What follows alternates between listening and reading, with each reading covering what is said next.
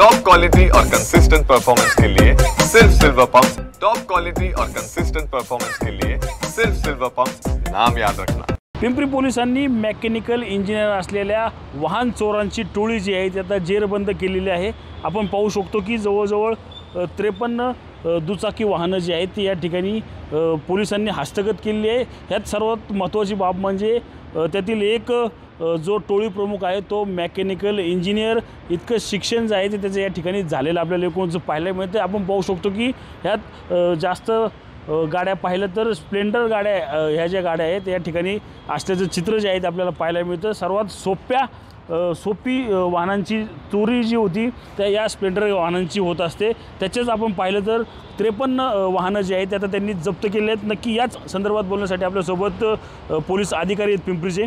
Sir काय सांगाल कशा प्रकारे या टोळीची मोडस होती, कशा प्रकारे गाड्या चोरत होती? यामध्ये सदर जे आम्ही आरोपी अटक केलेले आहे ते सर्वच आरोपी नवीन होते। त्यांनी गेल्या 2 वर्षापासून आयुक्तालयाच्या हद्दीतून बऱ्याच गाड्या चोरी केलेल्या होत्या। त्यातला आरोपी क्रमांक 1 जो होता संतोष शिंदे तो गाड्या चोरायचा आणि साताऱ्यामध्ये वाईमध्ये एका दुसऱ्या आरोपीला तो गाड्या विकायचा। त्यानंतर तो आरोपी पुन्हा पुण्यामध्ये एक बेरोजगार असलेला मेकॅनिकल इंजिनियर याला विकायचा आणि हे सर्वजण हे टोळी करून ग्रामीण भागातील लोकांना ते गाड्या विकायचे, अशी त्यांची मोडच होती आणि जास्तीत जास्त स्प्लेंडर गाड्या ते चोरी करून विकायचे। त्यात एक उच्च शिक्षित तरुण असल्याचं देखील समोर येतं, तो मेकॅनिकल इंजिनियर झाला असल्याचं समोर येतं। त्याचं काय नक्की पार्श्वभूमी?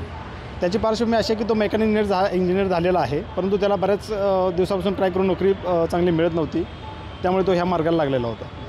नक्कीच आपण पाहिलं तर मेकॅनिकल इंजिनियर असलेला आरोपी नोकरी न मिळाल्यामुळे चोरीच्या मार्गाने दुचाकी चोरण्याचं काम जो आहे तो त्या ठिकाणी करत असल्याचं समोर आल्यानंतर पिंपरी पोलिसांनी त्याला जेरबंद केलेलं आपल्याला एकूणच पाहायला मिळत आहे। रणजित जाधव, TV9 मराठी, पिंपरी चिंचवड।